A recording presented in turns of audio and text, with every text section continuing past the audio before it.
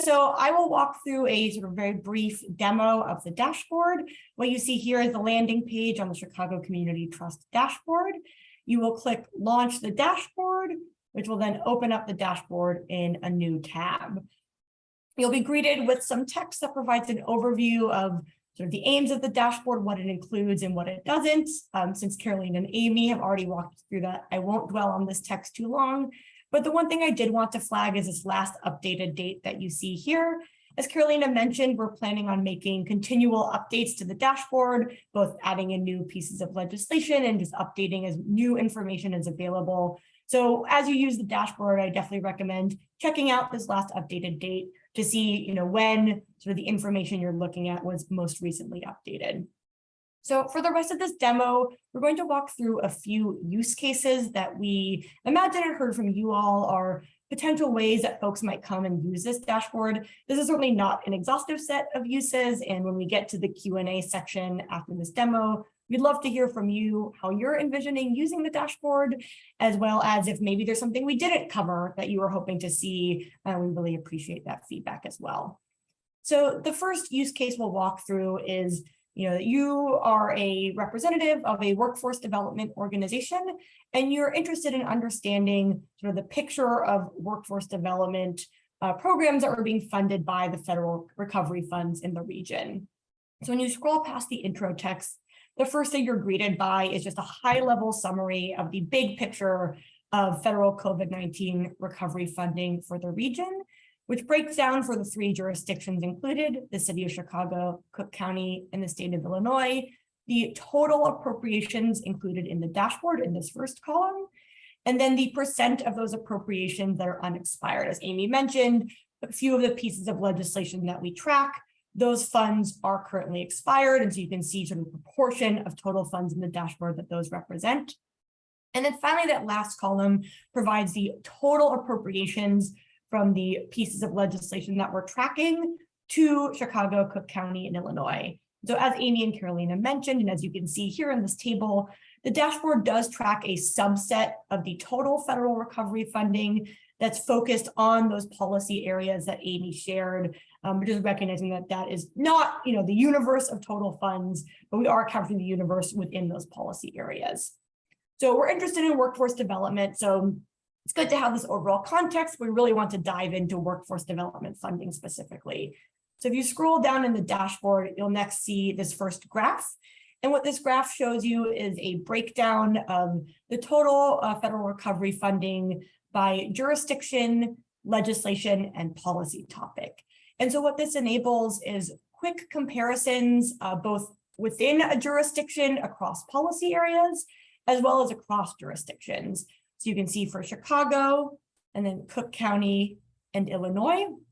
And one thing you perhaps noticed if you're interested in workforce development is that across all three jurisdictions, we see workforce development receive the smallest share of total federal recovery funding in that jurisdiction. But Chicago, among the three jurisdictions we're looking at, allocated the largest proportion of funds to workforce development. So that could raise some interesting questions about how funds are being allocated across policy areas and as well as sort of within across jurisdictions.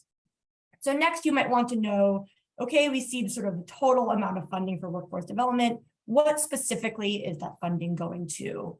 And to explore that, we'll go to the next section, which does just that. It allows you to explore sort of specific funding by policy area. So we'll click this drop-down menu, which has all of those policy areas Amy shared, and select workforce development.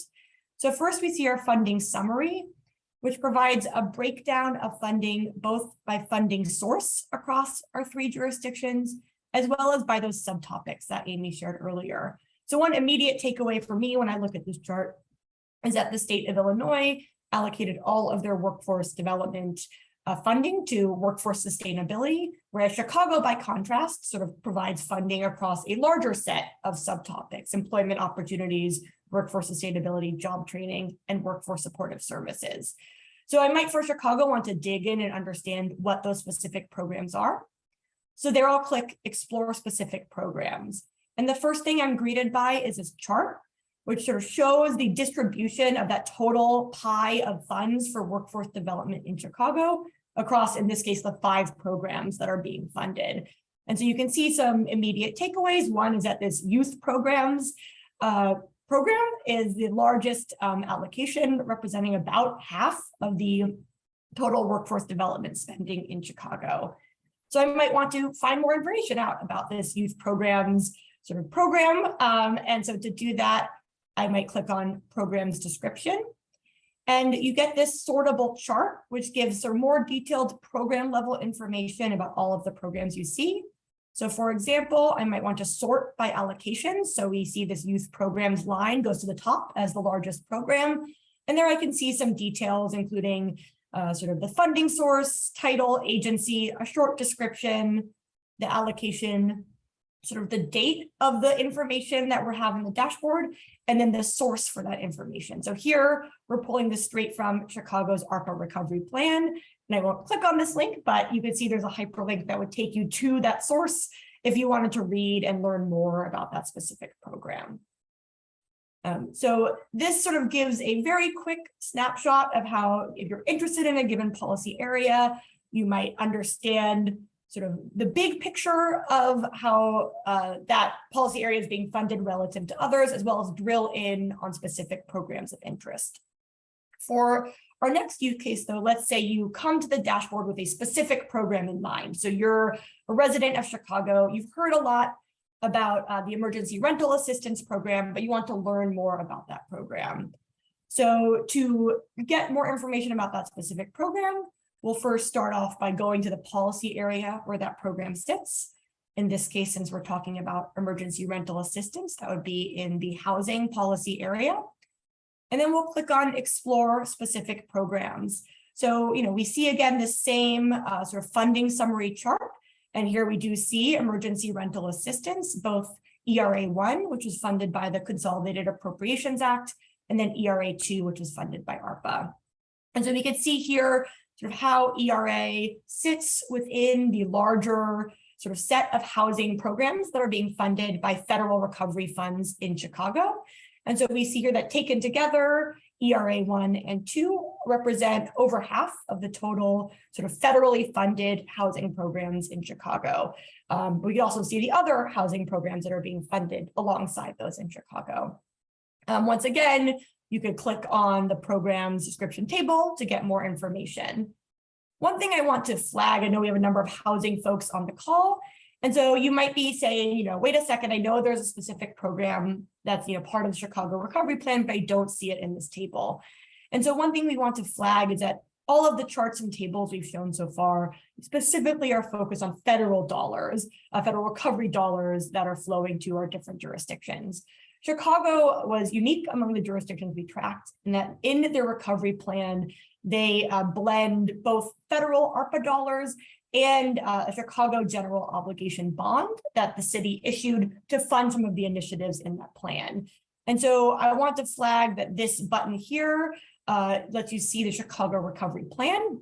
And so we click on that, we can see both the federally funded programs funded through ARPA, as well as those programs in the Chicago Recovery Plan that are funded by that general obligation bond. So we do this just for Chicago because of the unique way that Chicago blended bond funding and federal funding in their recovery plan. We can see here how important it is to sort of see those side by side to get the full picture of the Chicago Recovery Plan, because as we see in the area of housing, and actually most of the programs in the Chicago Recovery Plan are funded through that bond funding. There's only 2 programs that are funded through federal dollars. So if you're interested in sort of understanding that total picture of the Chicago Recovery Plan, you can get that snapshot here. Otherwise, you can see sort of how federal funds specifically are being allocated. So then we can scroll down here to this explore spending for selected programs section. As Carolina mentioned, we have spending data, so actually how funds are going out the door to different zip codes for a couple of selected programs, at this time 2, and we'll be adding more as more spending data is made available. So the Chicago Emergency Rental Assistance Program, specifically the ARPA funded program, is one of those 2 programs. So we can go to this section and learn more about how those dollars are being spent.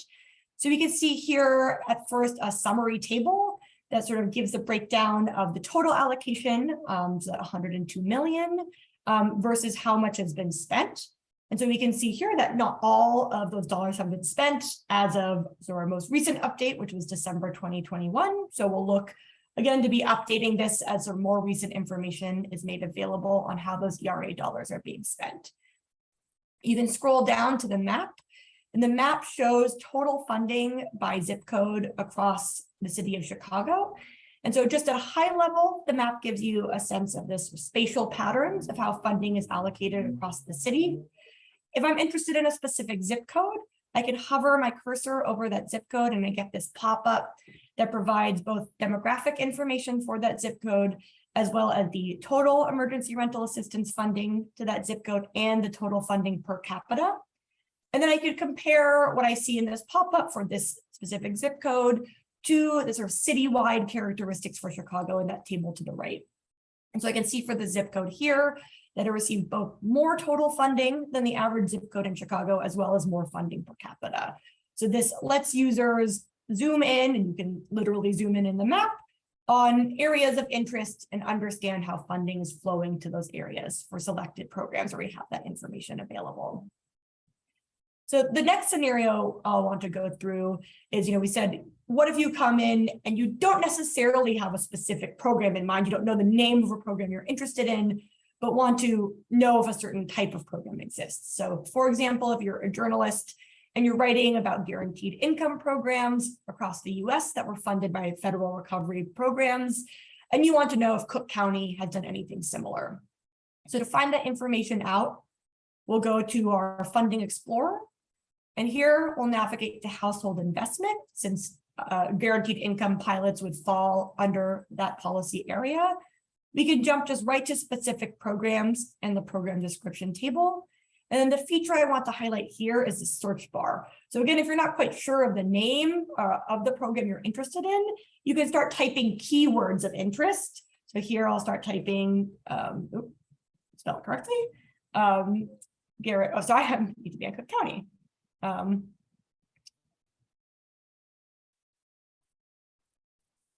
Type in guaranteed income for Cook County.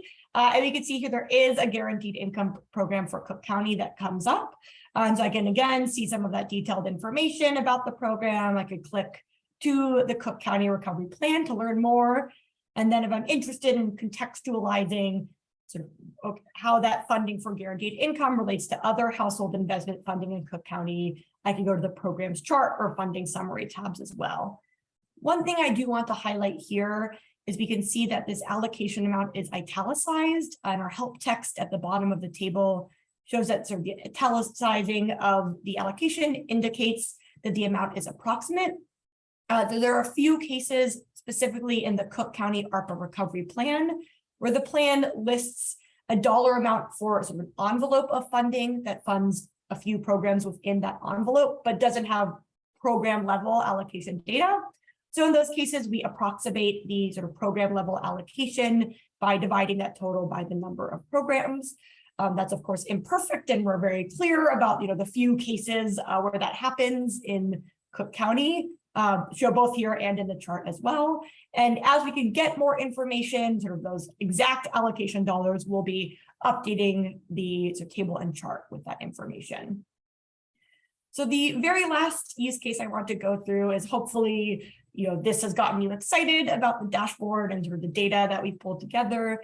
Maybe you're a data analyst or you have a data analyst on your team who might want to take the data in the dashboard and make their own charts or analyses using that data. We make it easy to access the raw data that powers the dashboard.